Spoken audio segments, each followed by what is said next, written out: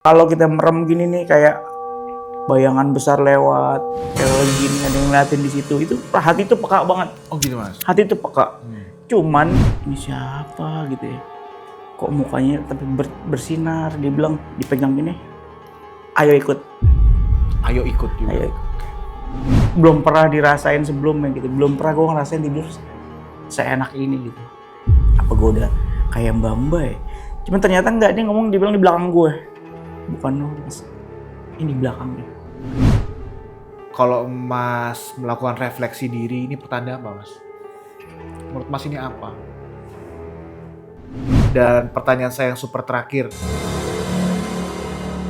Acara misteri di TV itu sebenarnya beneran atau bohong sih Mas?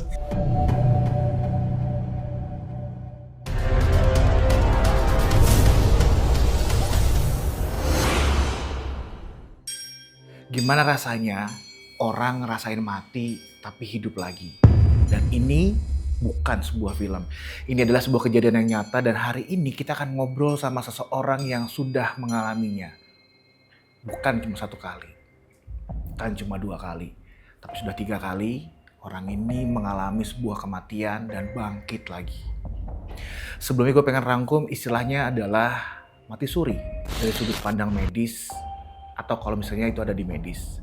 Tanpa berpanjang-panjang lagi, sekarang kita sambut langsung Mas Haryo. Mas Haryo, selamat datang. Halo Mas Radit, terima kasih untuk kesempatannya. Mas Haryo hari ini sehat tapi ya? Alhamdulillah. Alhamdulillah. Mas Haryo, kami dapat kabar dari tim kalau Mas Haryo pernah mengalami yang namanya mati suri. Sudah dinyatakan meninggal saat itu, kemudian hidup lagi. Gimana ceritanya Mas di kejadian mati suri yang pertama ini Mas? Itu zaman waktu masih sekolah tuh era narkoba gitu Mas Radit. Dulu kan zamannya lagi booming ya narkoba putih masuk ke Indonesia waktu itu. Tahun 90-an berarti ini ya? 98 lah, okay. 99 ya. Karena emang lagi maraknya teman-teman semua kayak gitu, akhirnya udah nggak terkontrol. Tiap hari udah make dan akhirnya dosis meningkat dan udah nggak terkontrol. Udah yang dibilangin tuh udah yang mencari fly itu dikit udah nggak kena. Akhirnya pakai banyak lah gitu. Dosis terus nambah. Dosis sudah tinggi. Teman-teman sih kalau ngelihat orang gila loh, mati loh segitu pakai. Enggak. Buat gue adalah berlipat-lipat dosis gue dibanding lu, gue baik-baik aja gitu. Karena emang baik-baik aja, selalu baik-baik aja gitu. Nggak ada efek apa-apa. Cuma nggak tahu mungkin saat itu teguran Tuhan kali ya. Ini anak songong gitu ya, ini anak belagu gitu kali ya. Akhirnya gue pakai bareng temen gue berdua dengan dosis yang biasa. Sebenarnya biasa aja gitu. Kayak kemarin-kemarin, cuman saat itu ya mungkin sentilan itu yang pertama kali. Gue pakai, setelah itu tiba-tiba udah pakai, nggak sadar nih versi temen gue yang nolongin, mulut berbusa. Ini udah keluar darah. Saat dia cuma bilang, wah ini anak overdosis gitu. Saat itu kan edukasi kayak gitu belum ada ya. Karena era narkoba di tahun itu kan memang baru pertama kali. Di era 90-an kan yang masif. Dibawalah ke rumah sakit. Rumah di Depok betulan Mas Radit. Di jalan tuh cuma dipukul-pukulin biar gitu. Sadar ya? Maksudnya biar sadar, ya nggak ada pergerakan. Sampai rumah sakit, dia akhirnya medis kali ya. Medis yang entah pakai apa di pertolongannya. Di situ tuh gue ngerasa itu kayak tidur nyenyak gitu, tidur yang belum pernah dirasain sebelumnya gitu, belum pernah gue ngerasain tidur seenak ini gitu. Kayak gue tuh tidur kok enak banget kali ini tidur gue. Saat itu usia berapa Mas? Itu usianya 18 kalau nggak salah. Usia 18. Pencarian jati diri saat itu. Iya, udah nggak bisa dibilangin deh. Tidur tuh enak banget kayak, itu tidur paling nikmat pas panjang 18 tahun kali ya. Terus tiba-tiba pas di tidur itu kayak tiba-tiba melek. Gue di mana gitu? Gue di mana kok gini remang-remang gini gitu. Suasananya kok temaram, ya gelap-gelap gitu. Cuma kok ada suara tolong gitu. Ada yang tolong, ada yang nangis. Cuma mikir ini mimpi nih. Gue merasakan mimpi gitu. Tiba-tiba pas gue lagi ngeliat, lagi ngedengerin gitu, Dipegang nih tangan. Ada yang megang? Tiba-tiba dia megang. Oke. Kaget lah ya kan. Ya. Ih, kok ada yang pegang. Jadi tangannya tuh pakai baju putih panjang. Semuanya baju putih gitu, sorban gitu ya. Terus pas lihat gitu, bersorban panjang. Tuh mukanya bersinar. Tapi nggak bisa dilihat raut wajahnya, oh ini seperti si ini gitu. Oke. Nggak bisa. Cuman Badannya kelihatan. badannya kelihatan, Mukanya bersinar. ininya gini, cahaya pakai sorban, bercahaya. Kan gue liatin gitu. Ini siapa gitu ya.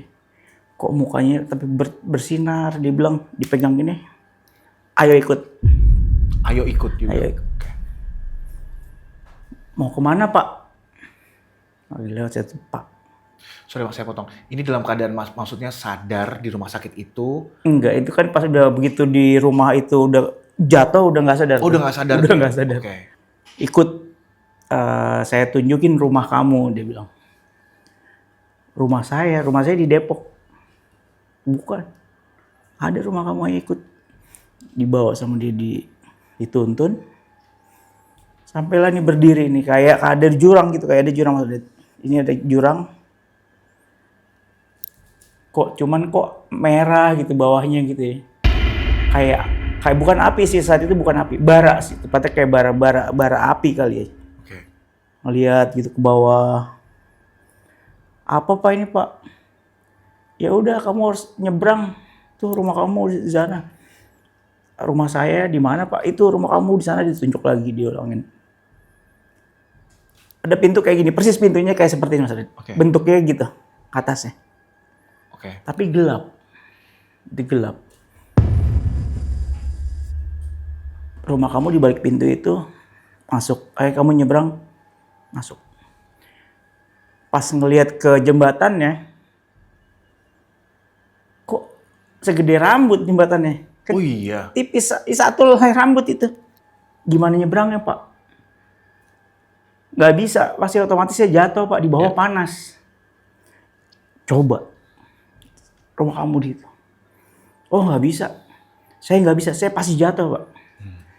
Jembatannya sebesar cuma satu rambut, kalau saya nyebrang saya pasti jatuh Pak. Akhirnya nggak tahu mungkin penolakan atau nggak tahu mungkin emang belum waktunya kali. Dia pegang tangan ini, terus akhirnya gue tarik ya. Saya nggak mau Pak. Manggilnya Pak tuh ya? Iya. Kenapa emang? Kamu rumahnya di situ kan? Ayo. Saya nggak mau Pak, saya masih punya utang. Utang sama siapa? Dia bilang. Sama ibu saya. Dia diem, begitu gue sebut, saya masih punya utang sama ibu saya gitu. Ya. Dia cuma diem, agak selisih lama, tiba-tiba ini si bapak ini hilang nih. Nah akhirnya gue sendiri lagi tuh, sendiri seperti awal gue nyampe itu di situ sendiri. Kayak tiba-tiba melek pelan-pelan kali ya gitu. Gue ngerasa sih melek pelan-pelan. Gue lihat pertama itu spray kasur yang gue tidurin kan. Ada tulisannya RSKO Fatmawati. Gue inget tadi gue perasaan di rumah ya. Perasaan tadi gue di rumah. Sorry Mas, saya potong sebelum lanjutin yang bagian yang ini. Saat tadi ada apa? Jurang, ada api-api. Ada bara ya. Ada bara itu, terus ada jembatan yang seperti rambut itu. Sebenarnya Mas di saat itu tahu nggak itu ada di mana? Atau sempat nanya nggak? Saat itu ngerasa gini, yang ada di pikiran gini, kalau neraka itu kan katanya api. Iya. Gitu ya. Itu sempat ada berpikiran yang gini. Saat itu kalau mau nyebrang cuma gini, ini bukan neraka kali ya gitu. Masih pembantahannya gitu. Yeah. Kan neraka kan kalau menurut kisah-kisah Al-Quran kan api. Yeah. Ini tuh bara. Merah tapi panas gitu ya. Baranya yang ibarat kayak tukang sate kalau ini pakai, nah itu kayak gitu. Jurangnya besar, panjang gitu. Jurangnya besar, cuman itu tadi kecil. Apa ini neraka gitu? Mikirnya kan. Cuman karena mikirnya tadi masih punya utang sama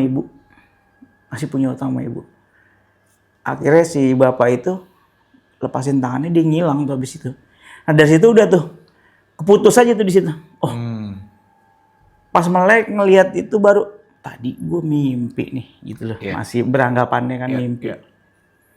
Ada temen yang bawa kan dari rumah ke rumah sakit tadi. Gila, gue mimpi tadi di neraka. Emang tidurnya berapa lama? Kata temen gue gitu. Sebentar lah, palingnya 10 menit tadi gue. Lu sekarang di mana nih? Di Fatmawati. Rumah di Depok. Berapa lama kira-kira kalau dari rumah ke Fatmawati? Ya 1,5 jam lah gitu ya. Iya. Jam berapa tadi kita pakai di rumah? Iya. Itu siang kalau nggak salah. Ini udah maghrib abis, iya maghrib, udah maghrib abis maghrib. Sekarang udah maghrib. Lu baru bangun. Tadi gue bawa lu itu jam 12. Berarti lu udah tidur tuh hampir 6 jam lebih ya. Iya. Ah, enggak kok. Orang tadi gue tidur cuma mimpi itu sebentar kok gitu. Lu bukan tidur tapi di situ lu udah dipukulin, udah ditamparin sama suster, disuntikin kayak cairan buat penawar kali ya. Muka udah biru, hidungnya udah keluar darah gitu. Kondisi yang udah jantung aja udah yang tungut lurus, tungut udah lurus gitu. Oh, detak jantungnya udah lemah. Udah gitu. Koma lo koma. Jadi kalau dulu kan taunya cuma koma kali ya. Kalau overdosis koma lah, mati suri. Kita nggak ada edukasi mati suri dulu kali. Ya biasanya kan setelah itu orang insaf gitu maksudnya. Kalau orang mendapatkan ide gitu kan biasanya udah ngelihat gitu kan ada lu udah dikasih lihat lo gitu. Asal lo nggak mau berubah gitu. Ternyata nggak maksudnya. Perjalanannya tetap aja gue jadi anak bandel. Tetap Saat di rumah sakit itu si detak jantungnya kan kayak koma gitu ya, selama kurang lebih mungkin 6 sampai 8 jam kurang lebih. Orang rumah tahu datang atau saat itu cuma ibu aja karena bokap udah nggak peduli. Jadi dia udah terserah lu pilihan lu mau penjara, lu mau mati, gue nggak mau tahu. Oke. Akhirnya ibu yang akhirnya datang. Jadi cuma nangis aja kali yang ngeliat dia, cuma dia nangis, cuma temen yang gue ngurusin itu ya udah cuma ada ibu saat itu. Oke, setelah Mas kebangun, detak jantungnya mulai normal. Ya, itu mulai pelan-pelan naik lagi tuh. Tapi tubuhnya masih ngerasa sakit atau gimana pas pada saat Mas bangun itu? Atau malah fresh? Saat itu kan disuntikin obat penenang kali ya. Karena posisinya diikat. Tangan, kaki diikat, takut ngamuk. Takutnya ngamuk kan kalau kondisi abis pakai terus akau lah dulu ibaratnya. Iya. Pas bangun tuh diikat. Cuman badan nggak sakit. Antara pengaruh obat yang masih setengah-setengah. Cuman dari siuman gitu. Cuman masih agak pengaruh obat gitu ya. Cuman gue tahu ini beneran, ini dunia nih. Karena gue muka temen gue tadi. Nah kalau yang tadi gue lihat di sana itu nggak ada dia kan. Karena gue cuman gue sendiri sama si bapak jubah putih itu tuh. Di saat dibawa sama Bapak Jubah Putih ini, apakah Mas Haryo juga ngeliat orang-orang yang lain di sana? Atau ada makhluk-makhluk lain? Atau di bara-bara itu ada apa? Terus situasinya gimana? Kok bisa masih ingat digambarkannya? Saat itu enggak. Kalau saat itu cuma suara. Suara yang tolong, sakit, tolong sakit, ampun. Cuma gitu tuh. Jadi kayak orang, cuman dari bawah nih suara dari bawah. Si jurang tadi. Iya. Cuma karena gue mikirnya udah takut kali ya. Ngelihat gitu bara terus nyebrang. Pemikiran saat itu cuman nggak mungkin, mustahil nyebrang jembatan sebesar rambut kan nggak mungkin. Iya. Oke. Dan akhirnya Mas di rumah sakit, waktu itu berapa lama Mas? Jadi itu cuman akhirnya setelah siuman 7 hari sembuh Bu, anaknya udah sembuh. Di rumah sakit itu? Jadi Mas Haryo stay 7 hari di situ? 7 hari. Wow. 7 hari udah lepas zat. Sudah detox lah, pulang. Badan bersih, otak yang susah. Betul, ketemu lagi sama teman kan. Iya, cuman kedip aja udah tahu tuh mau kemana, gitu kan. Karena kebetulan punya sohib lah, ada sohib yang udah ngerti lah istilahnya. Ya tadi kalau cuman udah paham. Iya, batuk sedikitnya dia ngerti tuh. Batuk kode kita dia udah paham gitu. Iya. Akhirnya itu terulang lagi di tahun kemudiannya, terulang lagi. Tahun kemudian? Cuman dengan teman yang beda. Oke. Dan itu 1,5 tahun kalau nggak salah. Dan di dalam 1,5 tahun itu banyak teman-teman yang kebetulan meninggal kan, overdosis. Kayak satu perkumpulan dari sini 8 orang tuh udah 5-nya tuh udah habis. 5 orang itu akhirnya meninggal. Sisanya 3 lah ya. Salah satunya gue dengan kejadian yang sama, pakai dengan teman lagi. Cuman kali ini di rumahnya dia kali ini bedanya. Di kamar mandi, di rumahnya dia di kamar mandi itu sendiri, posisi sendiri. Jadi tanpa nggak ada temen nih yang pakai sendiri. Di kamar mandi nggak keluar setengah jam, didobrak pintunya. Posisi yang sama kayak awal, udah berbusa, hidung udah keluar darah. Oh iya? Kuping. Wow. Saat itu dibawanya bukan ke Fatma Hotel lagi, cuman lebih dekat lah. Rumah sakit Bakti Yuda waktu itu. Dari ya selisihnya setengah jam lah paling. Merasa akhirnya dari tidur tadi melek, ketemu si bapak itu lagi. Oh iya. Ada dia lagi di situ. Ada dia lagi, oke. Ingat lah masih ya kali ya, dengan yang sebelumnya kan dengan yang sama. Bapak lagi nih, lagi dalam hati. Bapak yang waktu itu lagi nih. Dengan yang sama dia pegang. Sekarang udah waktunya pulang. Rumah kamu di situ. Nyebrang. Lagi-lagi yang membaca situasi kan ya. Nyebrang lah, harus nyebrang lagi dengan kondisi yang kembali lagi barat tadi itu masih seperti itu gitu. Ada yang berubah nggak settingannya Mas? Atau sama? Posisi jembatan pintunya sama, gelapnya semua sama, dengan si bapaknya dengan sama.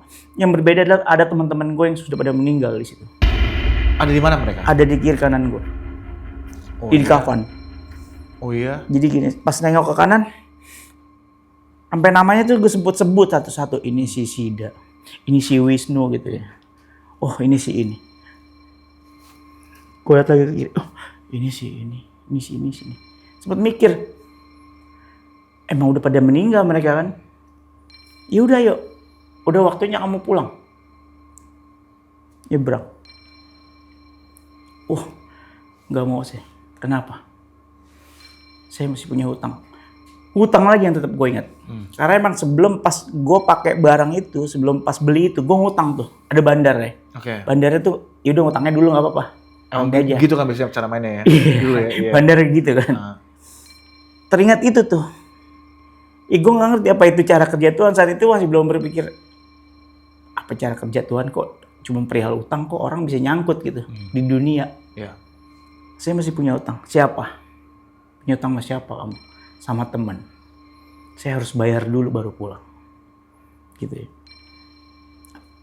Hilang lagi akhirnya deh. Hilang. Dan gue melek sadar lagi di UGD dengan posisi yang sama. Cuman ini kali ini nggak diikat. Karena di UGD ini bukan RSKO. Rumah sakit umum Bakti Yuda. Sama detak jantung akhirnya mulai ada lagi. Dan kali itu cuma 4 jam. 4 jam? Kalau yang pertama kan kurang lebih sampai 8 deh. Ini cuma itu koma lagi tuh ya? Iya. Jadi pas ngobrol lagi, gue tadi pas bawa lu udah mikir gue akan dipenjara kata teman gue. Karena lu pasti mati. Kondisi udah dengan berbusa, muka udah biru. Dengan orang kalau ini pecah pembuluh darah pasti kalau udah keluar darah. Nah dari situ tuh akhirnya kedua itu mulailah tuh perjalanan gue merasa apa ya, ketemu si bapak ini nih, si bapak jubah putih ini ternyata dari kecil dia udah menampakkan gitu. Maksudnya cuman mungkin karena anak kecil kali gue saat itu, jadi cuman lagi main ada dia datang minta. Jadi ternyata dia udah ada semenjak gue kecil. Jadi dia suka mengawasi. Jadi dari kecil Mas Haryo juga udah pernah ngeliat dia sebenarnya. Iya, tapi nggak tahu. Nah ya tuh. Lagi main tiba-tiba dia datang dengan pakaian putih gitu. Tapi kalau di dunia mungkin nggak bersinar ya. Cuman kayak kakek-kakek baju putih. Dia minta nasi gitu. Lagi main tiba-tiba dia datang minta nasi. Nak bagiin nasi. Betulan dulu tante gue punya warung gitu. Punya warung nasi. Karena dia mintanya nasi, anak kecil kan ya pasti mikirnya, iya nasi aja ngasihnya gitu. Ambillah nasi pakai bungkus. Kasih. Jadi di depan rumah itu jalan rayanya gede, jauh. Jalan rayanya tuh hampir setengah kilo tuh cuma jalanan lurus. Dia keluar pagar. Siapa? Dek, kata tante gitu. Tadi kakek-kakek minta nasi. Kamu kasih apa? Nasi. Pakai lauk? Enggak. Kan mintanya nasi doang. kejar. Nih, kasihin ayam goreng. Hmm. Kamu kejar. Selisihnya kan cuma nggak jauh tuh. Dia keluar, belok kiri. Karena perjalanan rumah kan depannya kan jalanannya jauh. Iya. Logikanya bahwa dia keluar harusnya masih ada lah. Paling baru nyampe sekitar 100 meter kali ya. Ini udah nggak ada di situ. Akhirnya balik lagi. Kok nggak dikasih? Udah hilang. Cepet amat kan kakek-kakek. Ya. Jalannya kok cepet amat. Ya nggak tahu gitu kan. Namanya anak kecil mikirnya mungkin simpel aja gitu ya. Nggak tahu. Ya. Itu pertama kali ketemu ya dengan beliau itu. Itu pas flashback ya. Maksudnya pas berpikir. Kecil tuh ya. Dengan kejadian 2 kali ketemu dia di dunia yang lain. Mikir lagi mundur dulu waktu kecil pernah begitu ternyata. Ketemu lagi sempet 2 kali di depan masjid. Dia ngasih daun lontar. Daun lontar ada tulisan Arab gundul ya. Ya. Sama, bapak itu lagi. Gitu. Anak kecil kan nggak ngerti. Ada Arabnya gitu buat main-mainan. Dikasih ini nih sama tadi ini kakek nih gitu. Ya. Apaan tuh? Bawa pulang taruh di lemari. Taruh di bawah baju. Setelah itu taruh di bawah baju, lemarinya lemari jati besar gitu. Tiap malam lemarinya gerak-gerak. Oh iya. Terus akhirnya kata bokap tuh, "Kamu masukin kucing ke lemari?" "Enggak, Pak." "Terus apaan itu lemari kok berisik banget kalau malam sekarang?" Diperiksa lah, baju dikeluarin. "Kamu dapat dari siapa nih?"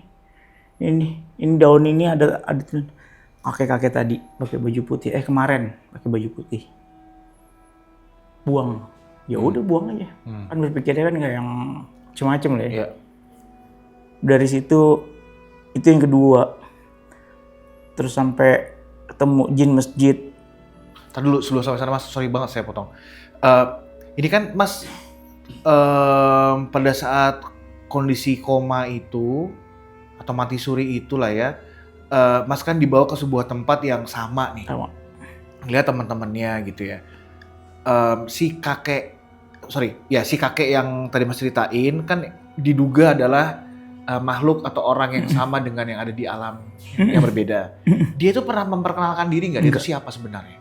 Sampai hari ini akhirnya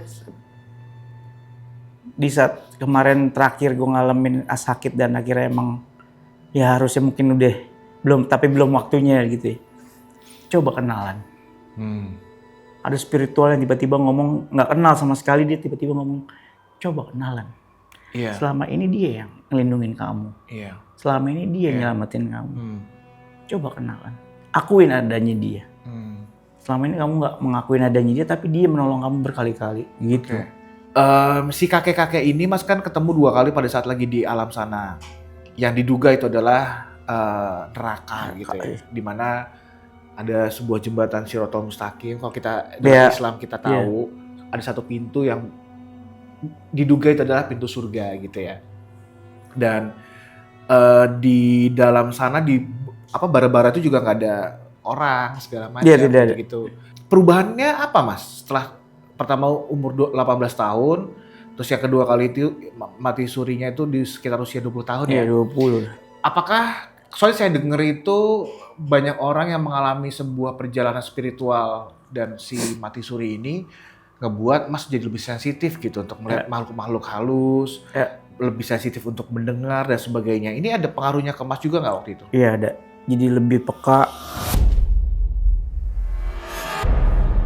Gini, kalau kita main ke rumah orang gitu, ke rumah teman lah ya. Bisa datang ke rumah teman, misalnya duduk gitu, atau misalnya kita nginep. Langsung terasa. Kalau kita merem gini nih kayak bayangan besar lewat, kayak jin ada yang ngeliatin di situ. Itu hati itu peka banget. Oh gitu Mas? Hati itu peka. Cuman karena bodoh ngurusin gituan gue.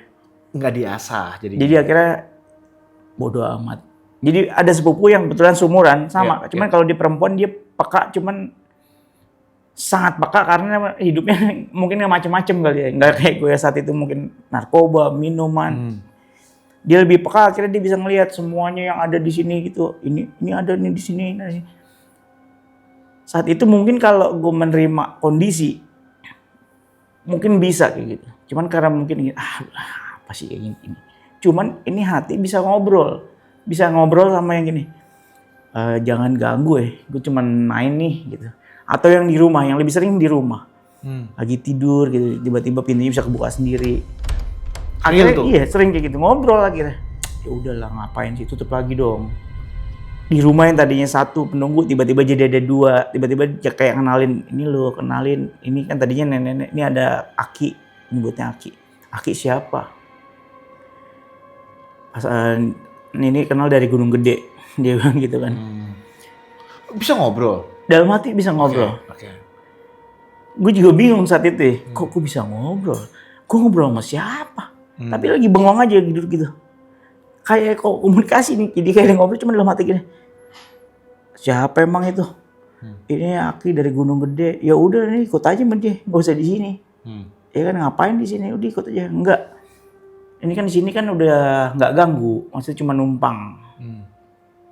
Jangan diusir ya. Dia pesannya gitu, jangan diusir. Ya udah sepakatan, jangan ngusir, nggak diusir tapi jangan ganggu. Cuman enggak juga kalau orang-orang yang temen datang nih atau yang orang luar nginep itu ya pasti diajakin kenalan. Iya. Oh gitu. Pasti. Dan itu udah banyak teman datang nginep terus kayak yang paling sering ngerasain pembantu itu ganti udah nggak kehitung. Oh gitu. Pembantu 2 bulan berhenti. 2 bulan berhenti. Nggak kuat mas saya mas gitu. Lagi tidur, kaki saya diangkat. Lagi tidur dipindahin. Jadi kejadian itu akhirnya di komplek terkenal. Rumah nomornya 6 waktu itu. Oke. Baru ya mbak gitu kalau yang baru. Iya di rumah Bu ini. Kuat emang. Gitu. Oh iya. Emang ada apa aja penasaran gitu, kan? Pembantunya kan baru kan. Ya, emang kuat. Enggak apa-apa kok. Belum kali baru seminggu 2 minggu belum mungkin akhirnya. Mungkin dia takut bercerita, akhirnya dia cerita kali, Mas. Emang ada apa sih di rumah ini Mas kok saya gini-gini. Ya udah, kenalan aja ngobrol. Kalau emang berani, ada tapi yang berani ada, yang kalau nggak berani pasti minta berhenti. Kalau yang berani ada, akhirnya dijadiin temen ngobrol, walaupun sama ngobrolnya batin. Cuman dia tahu, ya udah saya di sini kerja nyari duit, tahun jangan diganggu ya nek. Akhirnya ada sampai bertahun-tahun, akhirnya ada. Ini tahunan ada. Mas Haryo sendiri ini bisa ngobrol bahasa batin ini ya, kan ilmu kebatinan ya beratnya. Ini secara batin ngobrol ini apakah hanya yang ada di rumahnya Mas Haryo aja atau di tempat lain juga Mas? Datang sebuah tempat, Mas sensitif ngerasa ada sesuatu di situ, akhirnya Mas kayak mungkin terganggu, mungkin nggak terganggu, akhirnya Mas ajakin ngobrol gitu. Jadi setelah yang kedua itu kan perjalanan akhirnya tobat itu di 2002 ya, 2000 bokap meninggal. Itu akhirnya insaf lah ya bisa dibilang, oh udah nih. Nggak bisa nih kayak gini mulu, harus berhenti. Nah dari situ akhirnya perjalanan mungkin jadi orang setengah bener kali ya. Perjalanannya agak lama dulu Mas. Jadi nggak langsung bisa ya walaupun perjalanannya kalau cuman ngobrol batin tuh bisa. Atau banyak kejadian yang sebelum terjadi udah gini. Pernah nih waktu kuliah. Ini agak sedikit mundur. Pulang bonceng naik motor sama temen lewat Tanjung Barat, puter balik itu di Ranco tuh McD. Terus tiba-tiba di kuping pegangan. Jadi bilang gini, pegangannya kenceng. Ntar lu jatuh. Lu ntar jatuh di Margonda. Itu kan cuma berdua. Siapa yang ngomong, dia bawa motor dia nggak ngomong kan. Kok gue disuruh pegangan yang kencang, gue jatuh di Margonda. Ini kan gue baru nyampe Tanjung Barat posisinya. Baru putar balik. Pegangan gini. Nah temen gue kan cowok juga, risih dong. Apaan sih? Pegangan biasa aja kali. Enggak, nanti kita jatuh di Margonda. Wah lu ngaco, lu mabok lu, gitu. Ya udah namanya, ya udahlah. Cuek aja pegangan itu. Bener di Margonda tabrakan. Oh iya? Iya. Jadi Margonda itu di depan pom bensin. Ya udah kan namanya mikir, tadi kan Tanjung Barat nggak ada apa-apa. Udah pegangannya terus kan. Dulu Margonda belum ada jalur trotoar tengah. Masih satu. Kosong gitu, 2 arah cuman nggak ada jalurnya. Dari pom bensin ini tiba-tiba ini kosong jalannya kosong. Ya logikanya gini, kosong, lampu merah kosong. Tiba-tiba dari sini ada motor keluar gini. Adu banteng? Motong, iya. Dua. Di Margonda itu persis. Wow. Karena gue pegangan, teman gue itu gue tiban kan akhirnya. Iya. Yang ketiban Iya. patah kakinya. Gue nggak apa-apa kan. Pas ngobrol-ngobrol, sialan gue yang luka lu enggak. Tapi kok lu bisa tahu kita mau kecelakaan? Bingung dong dia. Dia bingung. Ah. Lu tadi gue pikir bercanda. Lah, siapa yang ngasih tahu? Ya nggak tahu. Makanya gue bilang, gue suruh pegangan, gue pegangan. Itu cuman belum berpikir, ya lu bisa berkomunikasi. Masih membantah aja, kebetulan. Belasan tahun jalan, baru ke asal lagi tuh begitu pegang program misteri. Dunia yang udah lama gue tinggalin yang cuman komunikasi kalau datang ke tempat orang. Iya. Oh ini di sini nih, ini di sini nih, di sini. Cuman nggak mau lebih tahu lebih lanjut karena buat gue ngeganggu kan. Oke, jadi buat teman-teman semua yang ada di rumah, Mas Haryo ini bekerja sebagai jurnalis di sebuah TV swasta nasional. Dan yang diceritakan sama Mas Haryo ini adalah sebuah program misteri dari TV tersebut gitu ya Mas ya? Betul. Di mana Mas bertanggung jawab untuk running programnya, produksiannya dan segala Produksi. macam.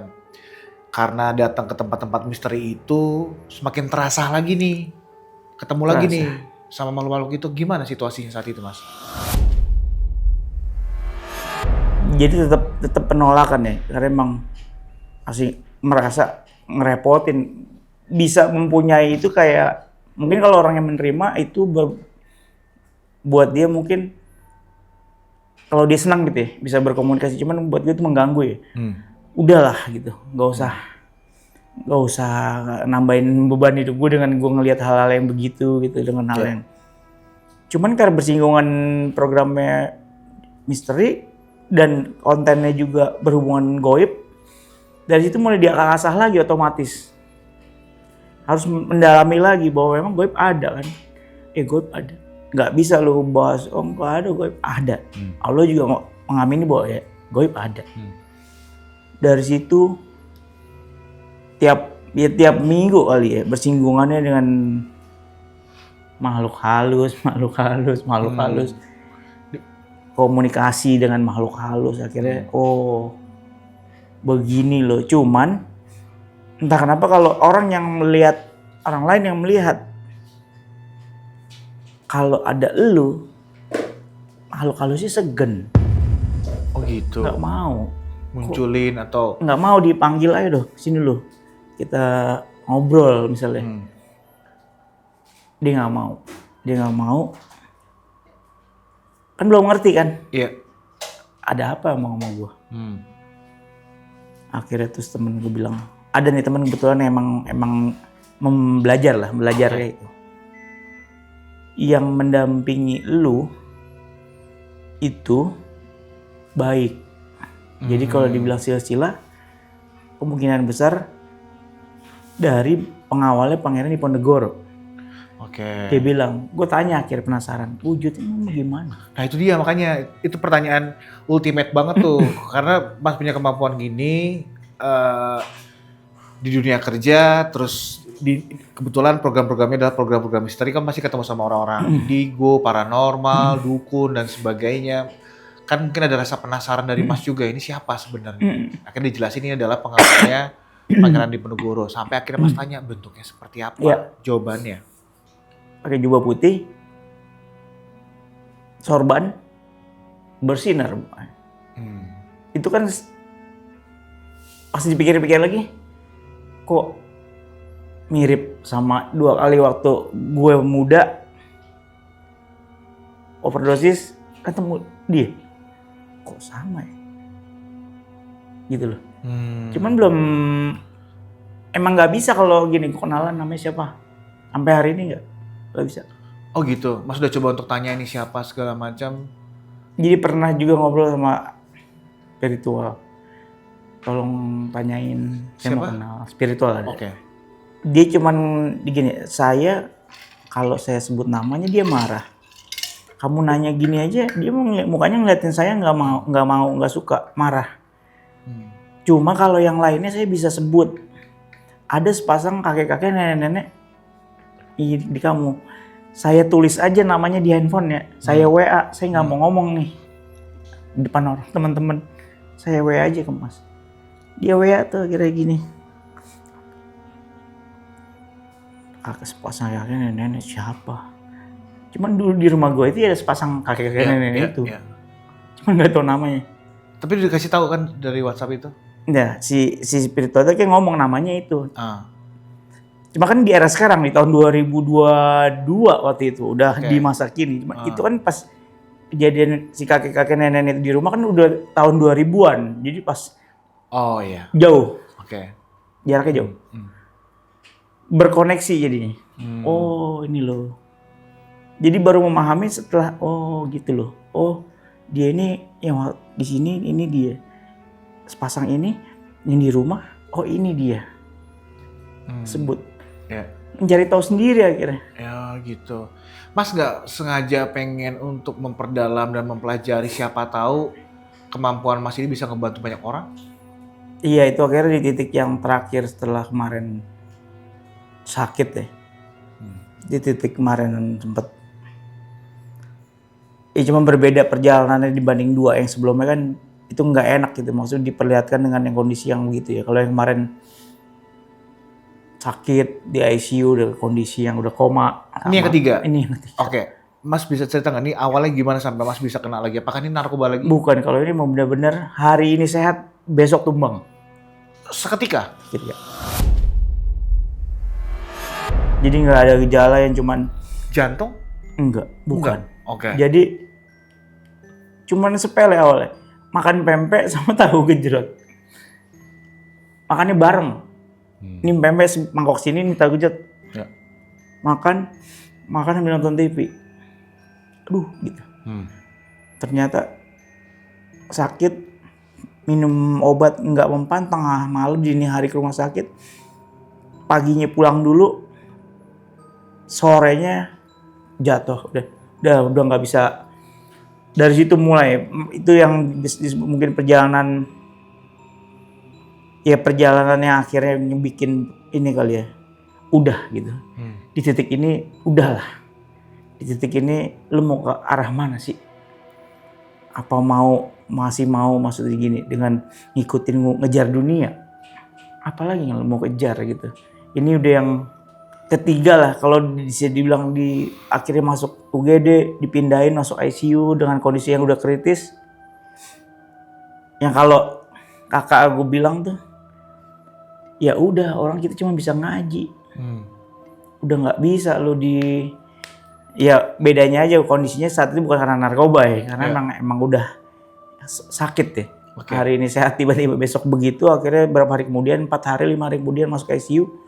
Di ICU itu 7 hari 8 hari kalau nggak salah. 8 hari? Jadi nggak sadar? Di 3 hari itu masa-masa kritis? Iya, 3 hari itu bener-bener yang cuman dia doain ya, udah nggak sadar. Pokoknya tuh kalau yang di orang kalau tanya cuma minta doa ya. Gitu. Di situ tuh akhirnya yang udah yang dunia yang gue rasain adalah gini loh, gini. Rasanya tenang juga, tenang. Gue nganggepnya mungkin tidur kali saat itu ya. Lebih kayak tidur aja gitu. Pas melek, kali ini berbeda. Kali ini yang begitu melek itu bukan yang kayak tadi, yang kayak gambaran yang dengan bara api, jembatannya kecil. Kali ini pas melek itu padang nggak tahu itu padang masyarakat atau bukan gitu ya. Itu kayak gurun, cuman itu hijau. Itu sejuk banget. Lihatnya itu yang gile. Sejuk banget. Hamparan padang yang sangat luas.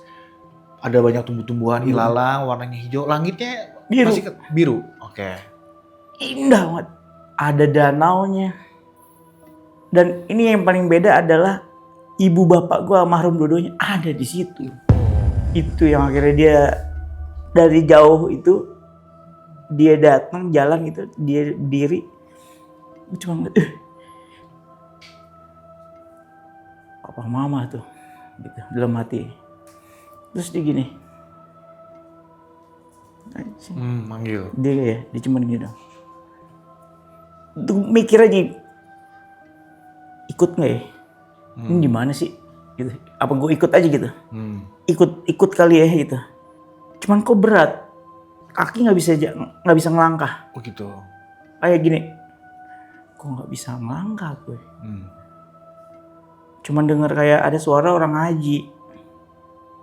Ada suara ngaji? Wow. Ada orang ngaji dan Samar-samar gitu ya? ternyata saat gue lagi dalam proses itu ada ibunya temen yang besuk, masuk sendiri kan. Dia ngaji. Masuk ke alam situ ya? Di situ, dia ngajiin gue. Dia ngaji. Itu yang gue denger di alam itu, ada suara ngaji itu. Kok nggak bisa mau jalan gitu, kayak ngaji itu kayak nahan, udah gitu. Ada ibunya ini kemarin dia ngajiin. Berapa lama nggak sadar ya Mas? Kalau itu nggak terlalu lama, tuh cuman 2 jam lah. Kalau ya karena kan dibawa obat kan, obat, cuman jantungnya tetap lemah dan ada fase itu tuh akhirnya. Itu fase itu drop tuh. Di fase itu ternyata drop kondisi. Oke. Detak jantung turun. Detak jantung turun, tekanan udah semuanya turun. Ngajiin ya Bu, dibimbing ya, karena gue nggak kuat kali ya saat itu, yang jangan saya nggak kuat. Ada ibunya, teman kebetulan pengajian kali, Bu, tolong dibimbing. Kalau emang ya ini jalannya, tolong dibimbing. Dia ngajiin, ternyata di situ dia ngajiin. Di situ ketemu kakek-kakeknya lagi nggak Mas? Nggak ada. Nggak ketemu, udah sama sekali udah itu nggak ada, sendiri, cuma ketemu ibu bapak di situ. Akhirnya nggak sadar, kondisi cuman pas sadar itu perjalanan fisik menurun nih terjadi tuh. Saat itu badan masih agak gemuk, ini lama-lama turun. Ikhtiar dari sisi spiritual dan medis non medis gitu ya. Nah di dalam proses non medis, berobat non medis itu akhirnya si orang-orang yang mengobatin itu melihat si kakek itu lagi ada lagi di situ. Dia melihat ada dia lagi di situ. Jadi setiap gue datang, Pak, tolong liatin saya ada yang ini nggak, maksudnya yang buruk di dalam badan saya. Jadi pertama ibu-ibu di Bogor, begitu dia masuk melihat, dia assalamualaikum Mbah. Kok gue dipanggil Mbah? Apa gue tua kali gitu? Apa gue merasa apa gue udah kayak Mbah ya? Cuman ternyata enggak, dia ngomong, dia bilang di belakang gue. Bukan Mas, ini di belakangnya. Belakang saya siapa Bu? Itu pakai serban putih kata gitu. Dia lagi gitu ya. Kenapa emang? Kamu nggak usah ngapa-ngapain cucu saya, dia bilang. Udah, nggak usah diapa-apain. Jadi pas mau pegang gue tuh jadi gini, oh, Mas maaf, saya cuma bisa sampai sini aja nih, saya ngedoain pakai lewat air. Ya paling saya usap ya kepala sama perut, kan perut yang bengkak. Saya nggak bisa lebih, saya nggak boleh. Mbah itu dibilangnya Mbah. Dia nggak suka ngelihat saya. Udah cukup segitu. Datang itu posisi cuman dari sini ke depan pagar tuh naik motor, harusnya bisa, nggak bisa, saking udah nggak bisa jalan naik motor. Pas pulang bisa jalan kaki. Begitu bangun ke mobil gitu, tanjakan gitu, bisa jalan. Kenapa itu kira-kira? Itu tadi makanya, padahal sama dia cuman dipegang, kasih air minum, ya udah yakin. Nanti Mbah bantu, Mbahnya bantuin kok. Mbah siapa gitu? Mbah siapa? Kan saya nggak ada Mbah. Sampai sekarang si Mbah ini masih berhubungan nggak sama Mas? Dia menampakkan diri, baik itu secara fisik ataupun non fisik ya. Jadi kayak batin, masuk dalam mimpi atau apa? Udah nggak? Pokoknya mimpi, dia lewat mimpi. Tapi kalau orang-orang sekitar yang punya kemampuan lebih, dia bisa ngelihat itu gitu. Setiap hal-hal yang gini berhubungan dengan ya maut kali ya, bisa dibilang dengan maut, selalu ada dia gitu. Kayak tadi pertama kecelakaan, terus 2 dulu pernah terbalik di tol naik mobil. Ya nggak tahu, mungkin ada campur tangan dia atau enggak. Terus juga pernah pengen nguji namanya santet. Penasaran rasanya santet gimana. Tiba-tiba nggak berhasil santetnya. Terus yang melihat itu adalah, nggak akan berasa mas. Yang di badan dikeluarin dulu. Emang di badan saya ada apa? Itu kan tadi. Kalau yang lihat tuh, ya tadi ada bayangan tadi putih besar itu masuk ke dalam itu. Jadi di santet itu nggak ada rasanya. Gini, merem, disantet. Jadi berapa orang sebelumnya tuh kan semuanya gini, berasa gitu ya, pegang. Nggak ada rasanya. Kok bisa kayak gitu? Ya tadi, campur tangan kakek tadi itu ya? Iya, jadi kalau temen yang lihat, dia itu udah loyal lah, istilahnya udah emang bener dari terlahirnya lu sampai hari ini. Pernah nanya nggak mas, kenapa kakek ini ikut mas? Dia ini siapa? Maksudnya apakah dari jadi kalau nanya, leluhur kah? Atau dia tiba-tiba dari kecil suka sama mas, akhirnya ngikut mas? Dan kenapa ngikut mas? Sejarahnya dulu lahir, posisi pas mau lahir sungsang di perut ibu. Zaman dulu sesar kan tahun 80 masih dengan hal mewah kali ya. Iya. Bapak lagi tugas Irian Jaya, ibu lahirnya di rumah sakit kecil di Pasar Minggu. Sungsang. Nggak bisa lahir. Harus udah lahir, ketuban udah pecah. Saudara-saudaranya ibu, kakaknya ibu, Pak D gitu ya. Ya udah, aku ambilin keris. Namanya, ini kerisnya Ki Brojol namanya. Kamu pegang.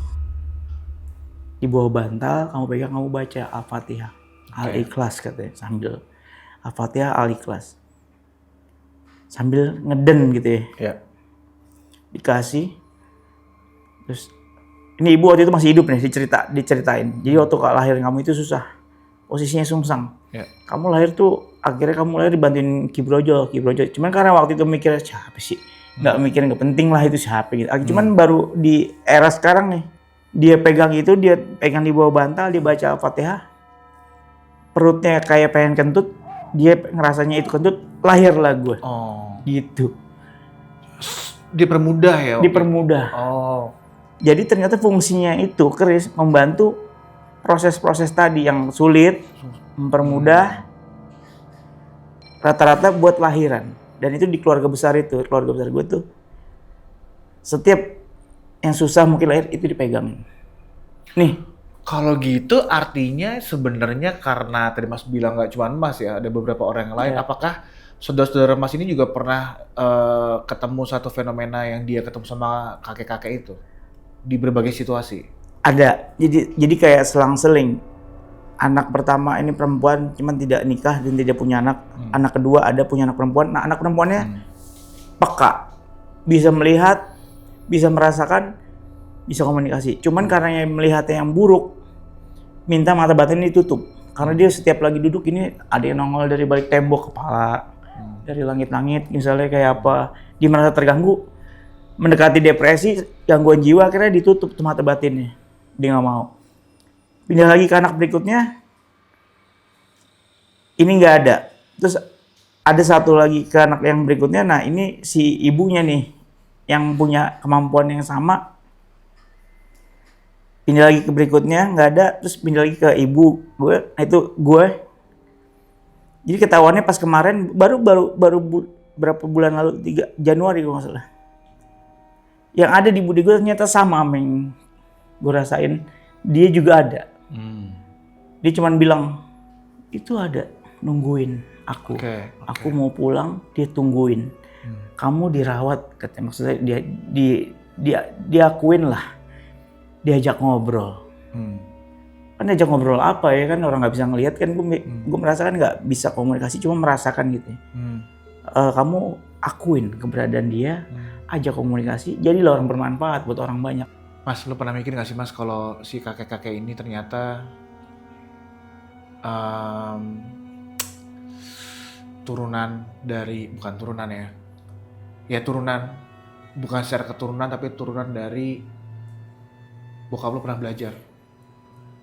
Nah itu jadi kalau ditarik lagi sejarah, ternyata kakek itu dulu backingnya pejabat-pejabat departemen dulu tuh pertanian lah ya. Kalau sekarang Kementerian Pertanian.